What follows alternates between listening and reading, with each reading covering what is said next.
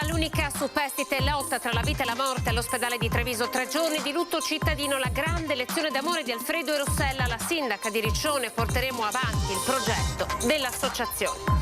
Assieme al sindaco stamani i familiari delle vittime in obitorio a San Donà per il riconoscimento delle salme, supportati da un team di psicologi. Adesso che sono in paradiso dovranno aiutarci a superare tutto questo, lo dice la mamma di una vittima. Non ce l'ha fatta Daniela Primon, per anni responsabile delle strutture riabilitative degli ospedali dell'Alta Padovana. La donna si è spenta ad una settimana dell'incidente. A causa dell'inflazione nel 2022 i veneti perderanno 8 miliardi e 300 milioni di risparmio, il calcolo della CGIA di Mestre. Padova, Treviso e Verona in maggiore sofferenza. Nel pomeriggio a Tai di Cadore la manifestazione davanti al Palaghiaccio chiuso per i costi energetici, associazioni e comunità mobilitate. 2000 veneti hanno manifestato a Roma con la CGIL ad un anno dall'assalto alla sede del sindacato. Al futuro governo è stato presentato un decalogo di proposte contro la crisi. Vajont, 59 anni dopo, domani alle 10:30 la cerimonia al cimitero di Fortonia per ricordare le vittime del disastro. Stasera alle 21:15 su Antena 3 il primo dei 2 documentari dedicati alla tragedia che ha segnato il Veneto. Vicenza da ieri candidata ufficiale ad ospitare la Donata Nazionale degli Alpini 2024. L'entusiasmo dei vicentini è bellissimo, dicono. TG Veneto, ben ritrovati, buonasera. Partiamo ovviamente dalla strage, dall'incidente autostradale che ieri sera in A4 ha strappato alla vita 6 persone, restano 6 le vittime. L'unica superstite socio-fondatrice della cooperativa e accompagnatrice dei ragazzi sta lottando tra la vita e la morte all'ospedale di Treviso. Oggi a Riccione lutto cittadino e lo sarà fino a domani. Il servizio.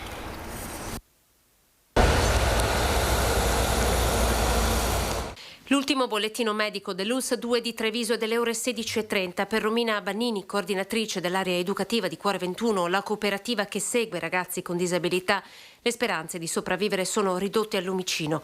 La giovane 36enne, unica superstite del tragico schianto in A4, dove ieri hanno perso la vita 6 persone, tra disabili e volontari, è ancora gravissima. Era stata protetta in parte solo perché seduta nel sedile posteriore tra le valigie. Restano 6 le vite spezzate, vite piene di sogni e passione, come quella di Alfredo Barbieri, da 2 anni legato alla sua Rossella De Luca, alla quale aveva dedicato proprio poche ore prima parole bellissime. Finalmente ho trovato una fidanzata speciale con un cuore immenso, le aveva scritto. Accanto al post la foto insieme, abbracciati, dietro al mare. 2 sorrisi che si sono spenti, come quelli di Valentina Obaldi, un'altra giovane accompagnatrice, Francesca Conti di 26 anni e Maria Luigi 34 anni.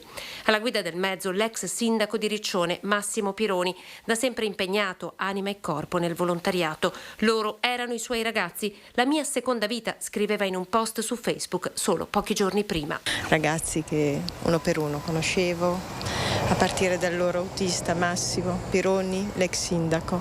È una tragedia immane, veramente qualcosa che va oltre la normale sopportabilità di un dolore che ha colpito tutta quanta la nostra comunità, perché era una realtà molto conosciuta a Riccione, cresciuta negli anni e seguita dai riccionesi e molto come dire, sostenuta anche nei progetti che portavano avanti. A Riccione fino a domani sarà lutto cittadino. Le salme, che sono state riconosciute dai parenti questa mattina, potranno tornare a casa già a partire da lunedì.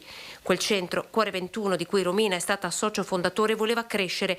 Pironi soltanto 2 giorni fa ne aveva parlato con il sindaco, dalle aule ai laboratori. L'avevo incontrato il giorno prima in comune perché mi aveva presentato un progetto di sviluppo di quell'area e c'era sempre questo entusiasmo da parte sua di portare i ragazzi a vedere altre esperienze, a condividere la loro con altre esperienze simili alla loro, e quindi questo era il bello di questa comunità. Un progetto che, assicura il sindaco, nel loro nome vedrà la luce.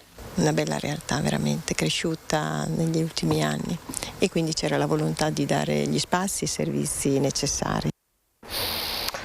Assieme al sindaco questa mattina a San Donà i familiari delle vittime hanno riconosciuto le salme, supportati da un team di psicologi. Adesso che sono in paradiso ci devono aiutare, perché noi abbiamo bisogno di loro per ricostruire il tutto. Fine, non ho altro da dire.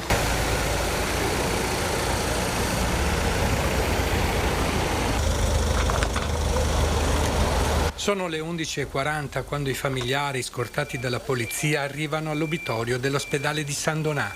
2 ore prima erano nella sede della stradale dove hanno potuto recuperare gli oggetti personali dei loro cari. Genitori, cugini, cognati, le 6 famiglie distrutte dal dolore si ricompongono prima di entrare nella camera mortuaria. Hanno tutti gli sguardi persi nel vuoto, colmi di tristezza e sconforto. La rabbia è sopita solo dal dolore. Li aspetta il terribile compito del riconoscimento delle salme. Ad attenderli gli psicologi. Per ogni famiglia è previsto un colloquio, poi l'incontro per l'ultima volta con il proprio congiunto. È straziante, solo questo posso dire. Le ore passano, la commozione è palpabile. Qualche parente si sente male, viene subito assistito dal personale medico. Intanto nel piazzale qualcuno si abbraccia, si accarezza e si conforta con l'amico che condivide la stessa tragedia. Una volta formalizzato il riconoscimento, le salme potranno essere trasportate a Riccione già a partire da lunedì. Oggi o nei prossimi giorni, in ogni caso, oggi e domani saranno qua per la ricomposizione e per la vestizione, poi ci faranno sapere con calma. Ovviamente non vogliamo mettere alcuna fretta in questi momenti, se avranno piacere di riportarli nella città di residenza subito o se preferiranno lasciarli qua fino in attesa dei funerali. Il funerale unico verrà celebrato a Riccione, la data è ancora da decidere. Faremo un funerale a Riccione ma non so dove.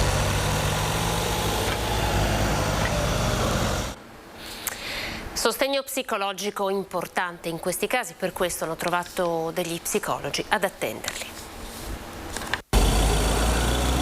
Una volta raggiunta la camera mortuaria dell'ospedale di San Donà di Piave, i familiari ricevono un supporto psicologico per poter affrontare il momento doloroso del riconoscimento delle salme. Li accoglieremo e li accompagneremo nel riconoscimento delle salme e li aiuteremo un po' a identificare quelli che sono i possibili impatti emotivi che andranno a vivere e quindi cercheremo di ridurre al minimo quelli che possono essere i disturbi post-traumatici dopo un evento d'emergenza come questo. Un servizio che l'ULSS 4 offre in momenti particolarmente drammatici come questo e che in parte continuerà anche successivamente, in modo che i familiari che si trovano ad affrontare questa perdita possano essere supportati nell'elaborazione del lutto. Dipenderà da quello che sarà l'impatto emotivo su ognuno dei familiari. Ovviamente ci sarà una connessione con i servizi del luogo di residenza affinché chi ha bisogno di un supporto psicologico continuativo per l'elaborazione del lutto potrà fare riferimento ai servizi di zona. Ovviamente noi lavorando in un territorio che non è il loro di residenza ci possiamo limitare solo alla prima parte del supporto. Ci saranno anche dei colleghi che arriveranno, esperti di psicologia dell'emergenza, che ci affiancheranno e faranno anche da ponte con i servizi territoriali. E mentre i sindaci continuano a sostenere che la realizzazione della terza corsia debba accelerare, il presidente di Autovie Venete evidenzia come sia altrettanto fondamentale il comportamento di chi si trova alla guida. È un'autostrada pericolosa. Io credo che con le capacità tecnologiche che adesso abbiamo poter anche inserire alcuni dispositivi di sicurezza in ogni singola automobile, inclusa anche una sorta di scatola nera per capire se ci sono poi anche dei problemi di velocità o di altro tipo, sia assolutamente alla portata. Mi piacerebbe che ci fosse la volontà politica di chiederlo.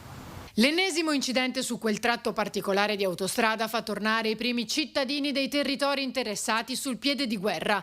Di appelli ne sono stati lanciati molti finora, ma ora non si può più essere sordi. Non è una sfida che i sindaci possono affrontare o vincere da soli, quindi ci vuole la politica a tutti i livelli e ci vuole una forte volontà e credo che ormai il conto delle vittime sia così salato che non ci vogliono altri motivi per individuare questa come una priorità, anzi la priorità. Eppure i lavori stanno procedendo, anzi sarebbero anche in anticipo secondo quanto riferisce il presidente di Autovie Venete. Lo stato dei lavori della terza corsia è esattamente nei termini, addirittura in anticipo rispetto alle previsioni che erano state annunciate. L'opera prevista dal 2001 al 2005 individuava questo tratto di autostrada con lavori dal 2023 al 2026, termine che poteva slittare di un anno per la questione Covid.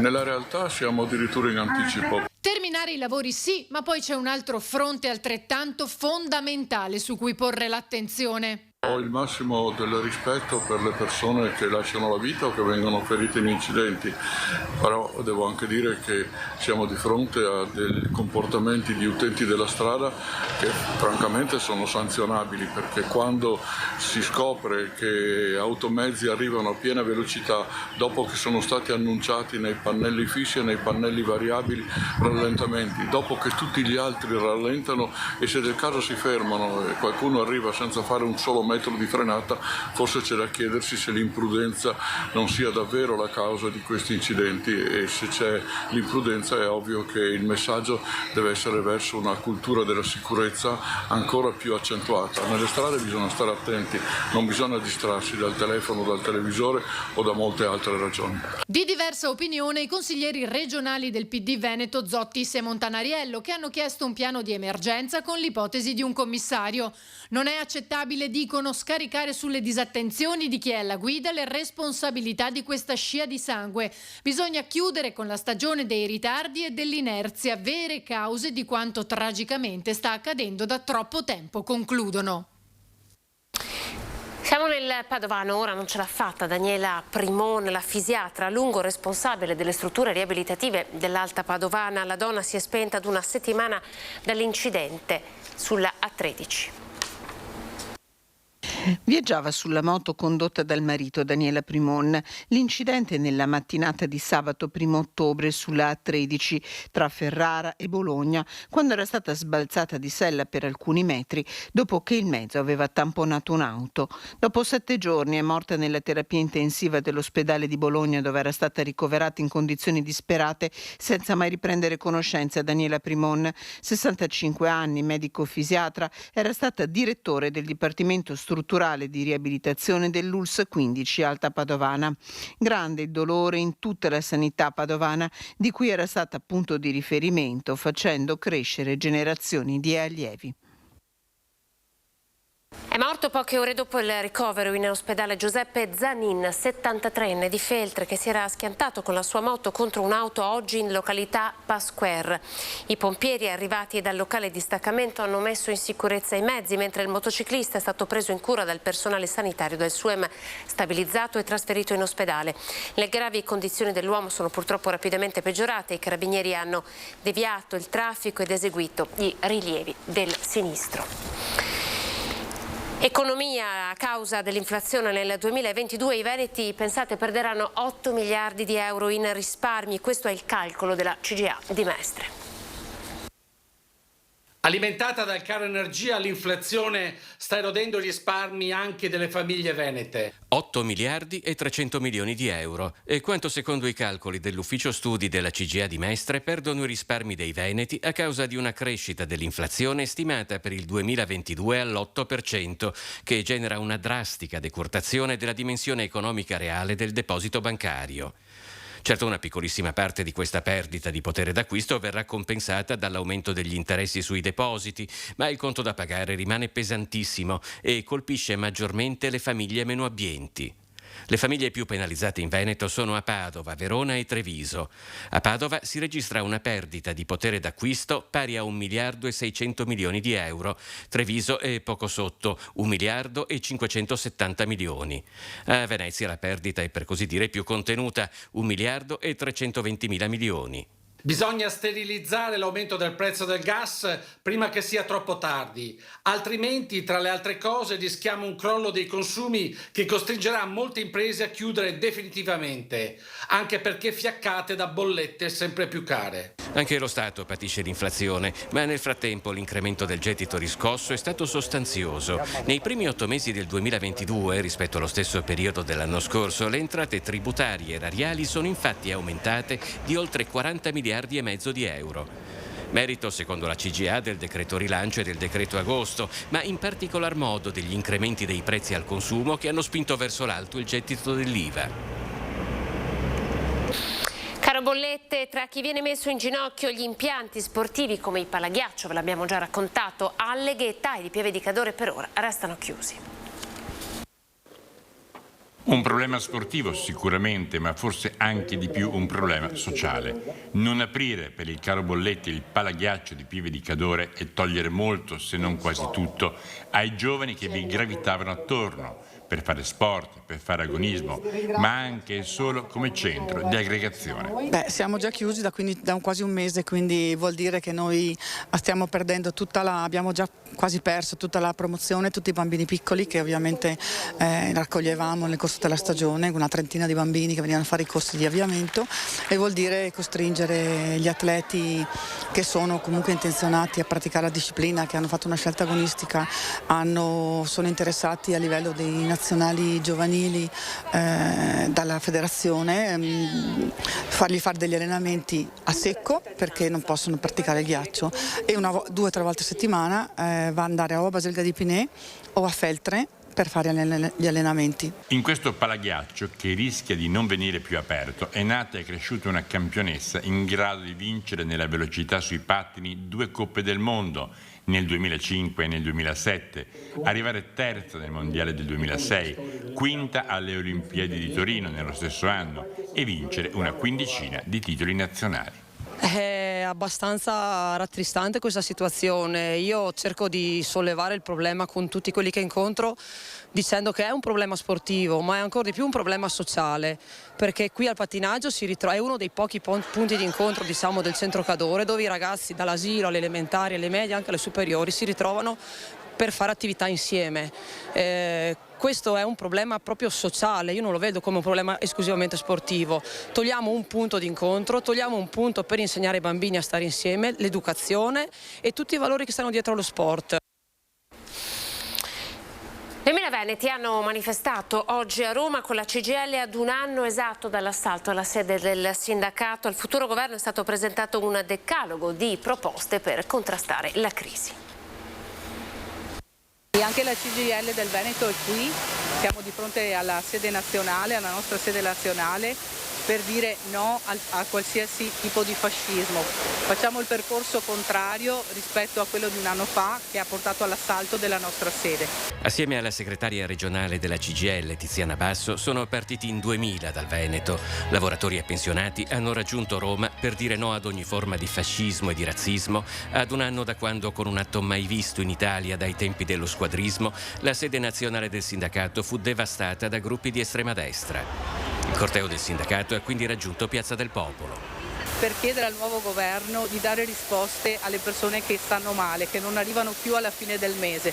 C'è un grande tema salariale, c'è il tema della precarietà, le persone non riescono a pagare le bollette, non riescono più a vivere dignitosamente. Quindi al nuovo governo che arriverà noi stiamo anche a chiedere quale finanziaria serve. La crisi sta mettendo in discussione la tenuta stessa del nostro sistema economico. La questione sociale, che sta per esplodere in Italia con milioni di persone a rischio povertà e disoccupazione, sta colpendo anche il Veneto, dove a causa dell'impennata dell'inflazione lavoratori e pensionati stanno perdendo una, se non 2 mensilità. Che devono essere risolti i problemi delle persone che rappresentiamo. Salari, precarietà, salute e sicurezza sono temi che non possono aspettare. Il nuovo governo che arriverà deve affrontarli immediatamente. Al nuovo governo la CGIL presenta un decalogo di proposte per un fisco progressivo, contro la precarietà, per la salute e sicurezza sul lavoro, l'aumento dei salari e la difesa del potere d'acquisto delle pensioni. 59 anni fa il disastro del Vajont, Antena 3, Rete Veneta e Tele4 dedicheranno 2 serate speciali alla memoria con la messa in onda di 2 documentari, L'Eco del Fango, il reportage realizzato dal nostro vice direttore Ferdinando Avarino con Fabio Verin, in onda questa sera alle 21:15, mentre domani sempre alle 21:15 non perdete l'Urlo del silenzio del gruppo Media Nord-Est e a seguire Vajont realizzato dalla Regione Veneto. Vicenza da ieri è candidata ad ospitare la Dunata Nazionale degli Alpini 2024, allora andiamo a Vicenza. Vicenza è la città degli alpini, ergo per me dobbiamo vincere. Beh, diciamo che Vicenza forse è una delle poche che può farlo, perché secondo me da qui parte la storia. Io sono vicentina e per me va benissimo, viva gli alpini, viva Vicenza, adoro gli alpini. Onorati di avere questo corpo che è sempre di aiuto per tutti noi italiani e per la nostra nazione. Io ho vissuto la radunata degli alpini a Trento, perché vivevo lì quando c'è stata. E sicuramente comunque ci sarà confusione, però porta tanti turisti. Poi gli alpini sono sempre straordinari, al di là di qualche polemica sciocca che è stata fatta recentemente, sono veramente delle persone straordinarie, hanno tante storie da raccontare. Adesso pensiamo solo all'aiuto che danno da volontari ovunque, sempre. Che mancano da 31 anni a Vicenza. Sì, io mi ricordo l'ultima radunata qui a Vicenza. Io sono un ufficiale di artiglieria di montagna. Rinascita. Bellissimo, bellissimo, porta allegria e ci si emoziona. Ci fermiamo qui, siamo alle previsioni del tempo dopo di noi. TG Venezia, grazie per essere stati in nostra compagnia, arrivederci.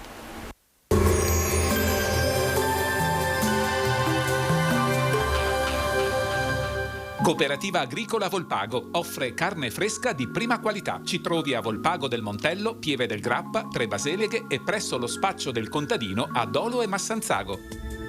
Benvenuti al meteo. L'alta pressione cede, arriva una perturbazione atlantica, ma solo in parte interesserà il nostro territorio. Vediamo il dettaglio di domenica 9 ottobre. Sul Veneto tempo tutto sommato buono, avremo ampie schiarite soleggiate alternate a momenti con cielo molto più nuvoloso, possibili occasionali piogge poi sulle prealpi occidentali. Temperature in lieve locale calo, minime comprese tra 10 e 15 gradi, massime invece oscillanti tra i 19 e i 22 gradi all'incirca. Spostiamoci ora sul Friuli Venezia Giulia. Nella notte sarà possibile qualche pioggia sparsa e fino al mattino probabile nuvolosità residua. In giornata cielo in prevalenza poco nuvoloso. Temperature minime intorno ai 12-15 gradi, massime sui 21-23 gradi. Infine diamo uno sguardo alla situazione del Trentino Alto Adige. Sole e nubi con cielo a tratti molto nuvoloso e con possibili deboli precipitazioni a carattere sparso. Temperature minime intorno agli 11 gradi, massime infine sui 23-24 gradi. Dal meteo è tutto, vi auguro un buon proseguimento in nostra compagnia.